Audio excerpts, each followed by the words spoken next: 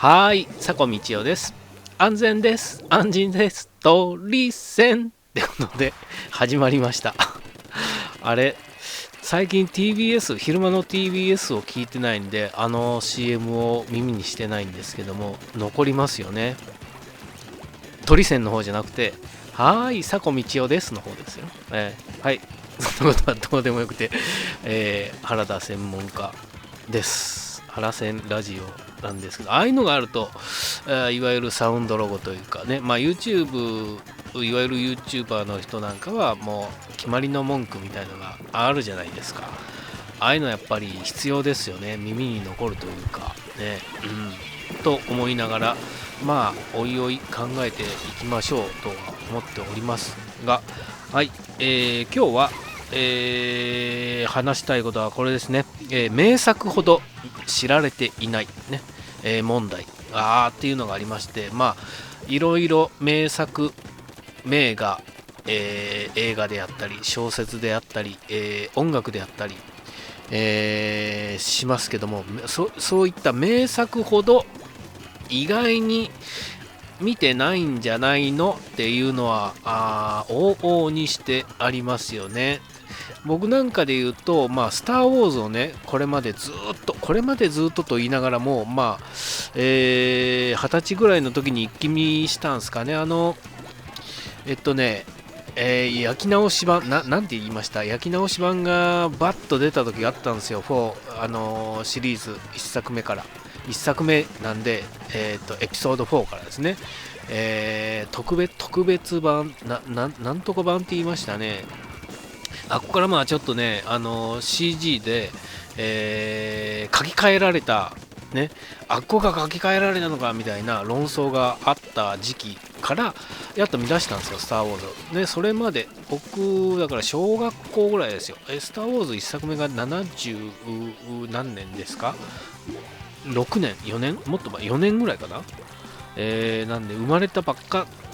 なんで当然見てないのは見てないけども、王冠、あれはコカ・コーラ、当時コカ・コーラじゃなかったですか。コカ・コーラの瓶のキャップの裏にねプリントされたのがあって、それ家でねいっぱいあったんですよ、その瓶が。でそれ集めてたみたいな記憶はあったんですけど、それからずっと、小学校、中学校、高校とスター・ウォーズをちゃんと見ることなく、ね、20歳ぐらいになってやっと見たみたいなことがあったり、スター・ウォーズにしてもそうですけども、他に今ね、ネットフリックスでアリス、今際のなんとかアリスっていうのが、ネットフリックスがCM をガンガン打ってアリスをね、年末年明けぐらいにねいっぱいやってたんで、それをチラッと寝ながら見てたんですけども、ベースとなる設定というか名前が全部不思議のアリスの不思議な国のから来てるウサギとかね。ところがですよ、そのアリスの不思議な国を私知らないもんですから、その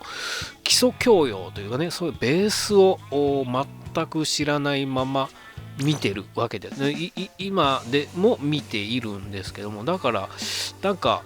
なんだろう、トランプが出てきたりとか、その不思議な国に出てくる名前が使われているっていうだけで、それ以上のね深いその因果関係というか、そういうことだったんだってね、多分知ってればなるとは思うんですけど、そういうことを知らないみたいに、意外にそういった名作は見ていないとか、名前は知ってるけどもちゃんと見てないっていうのが本当に多いんじゃない。年々というかね、もう日々更新ですよ。そういった名作は次々生まれてくるから、もうそれを追いかけるのだけでも大変だし、新作を追うのもね、映画だけに限らずね、音楽、漫画に至っても、アニメに至ってもそうですよ。名作ってね、それだけをね、そういっぱい追うのは大変ですよ。うるせえやつら知ってても全部が全部知ってるかって言ったらそうでもないし、ランマを知ってるつっても全部が全部ちゃんと見ていなかったりとかね、コナンだってそうです。ドラえもんなんかそうですよね。ドラえもんなんか、まあ、詳しい人はね、何巻のどこにみたいな話ができるぐらい詳しい人いますけども、まあでもドラえもんって言ったら知ってるじゃないですか。 CM でもね、いろんな CM 出たりとか、パロディされてたりとかで、基本的な設定、お話の内容みたいなのは分かってるんですけど、そういった名画、名作って意外にちゃんと見ていないよなっていうので言うと、黒沢映画なんかもそうですよね。もう散々どこのというかね、いろんな映画監督があれに影響を受けた、あれは素晴らしいとかね、七人の侍がすごいとか、言ってるけども、ちゃんと見たことってあんまりないですよね。だから僕は黒沢映画で言ったらラショーモンが大好きで、サントラまで買うぐらいラショーモンが好きでよく見る。芥川龍之介が好きだったっていうのは、好きっていうのはあるんですけども、ラショーモンは大好きで、見てますね。だからラショーモンとか見ていると、それこそゴースト・オブ・ツシマの、あれですよ、クロード・キタンとかね、すごくクロード・キタン、そうだね、のところでもあるか、追いはぎのイメージはあったりね、本編ストーリーの中でもそういった、こういった、あれもね、黒沢風な画質にして遊べたりするぐらい、そういった侍文化というか、あの辺が大好きで、な人が作ってるっていうのが、ひしひしと分かりますよ。だから、羅生門館っていうかね、お寺で死体がいっぱい転がっててみたいな、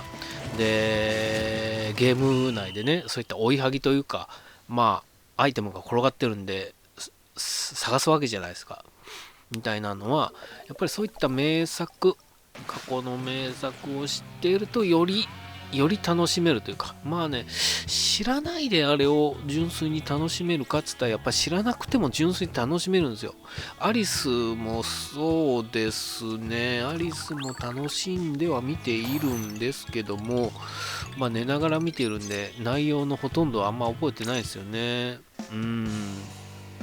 みたいな、そういった、過去の作品のオマージュみたいなのが、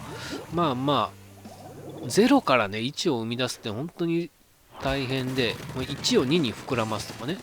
2にも3にも、ね、膨らますことは、後々、いろんな人がね、やって、できるんですけど、0から1、例えばその、